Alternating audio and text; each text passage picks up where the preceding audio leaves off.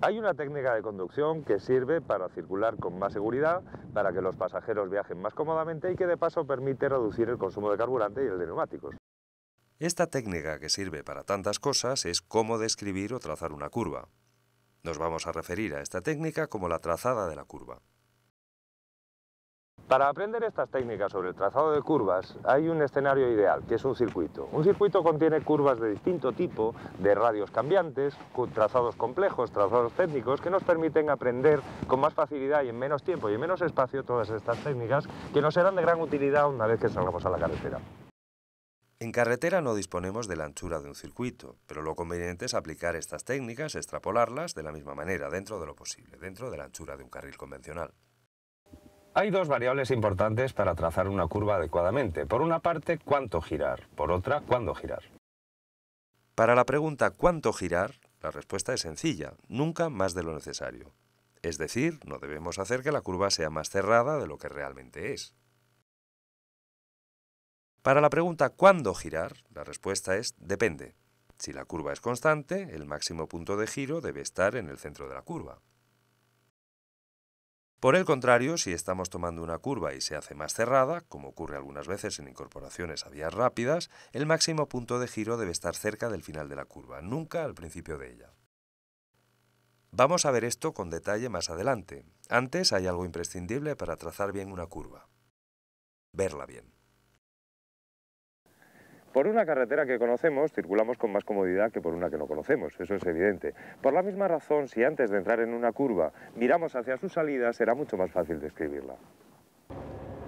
Además de adquirir el hábito de mirar lejos, que se adquiere mirando lejos, hay un par de trucos que pueden facilitar la tarea. Uno es llevar el asiento en la posición correcta.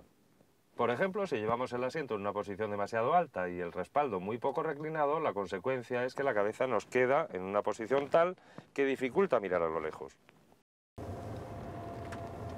El otro es adquirir la costumbre, antes de entrar en cada curva, de mirar hacia la salida, hacia el final de la curva, más con la barbilla que con la nariz. Quien lo haga con la nariz tendrá un poco más difícil ver la curva completa. Ahora que ya sabemos cómo mirar las curvas, cómo leerlas, vamos a ver cómo dibujarlas. Todas las curvas tienen tres puntos clave. Uno es la entrada, el punto donde comenzamos a girar. El siguiente es el vértice, el punto donde debemos haber girado el volante todo lo necesario para describir la curva.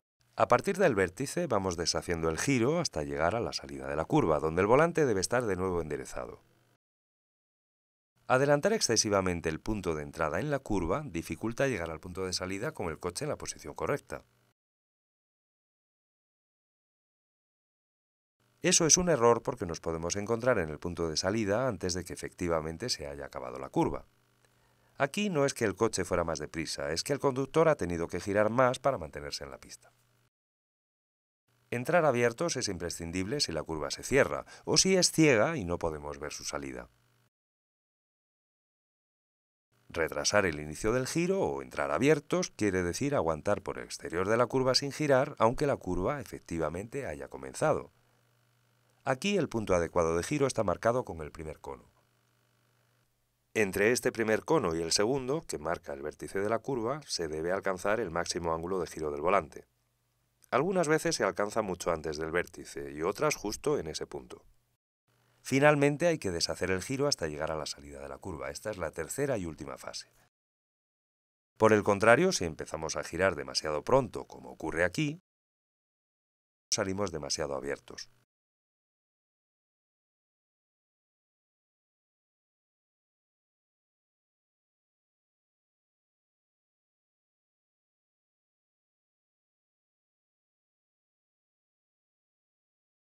Esta es la forma correcta de tomar esta curva que se cierra y esta es la incorrecta.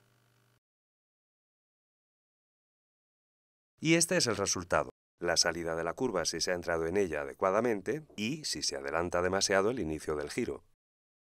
No es preciso ir deprisa para aprender a trazar las curvas, todo lo contrario. Conviene hacerlo a una velocidad que nos dé un control absoluto sobre el coche y que no haga que se nos amontone el trabajo. Es un error muy frecuente que ante una curva que se cierra, el conductor entre deprisa y por el interior, cuando lo adecuado es hacer exactamente lo contrario, hacerlo despacio y por el exterior. Si hay dos curvas seguidas o enlazadas, el objetivo es salir de la primera de ellas de la mejor forma posible para afrontar la segunda. La técnica es semejante a la que debemos emplear en una curva que se cierra, retrasar el giro. Al hacerlo así, el coche queda mejor encarado para abordar la segunda curva. Si giramos demasiado pronto en la primera curva, saldremos de ella demasiado abiertos. Eso fuerza al coche a entrar demasiado cerrado en la segunda curva. Aquí el coche entra abierto en la primera curva, entra también abierto en la segunda, y por eso puede salir cerrado, que es lo más seguro en todo caso.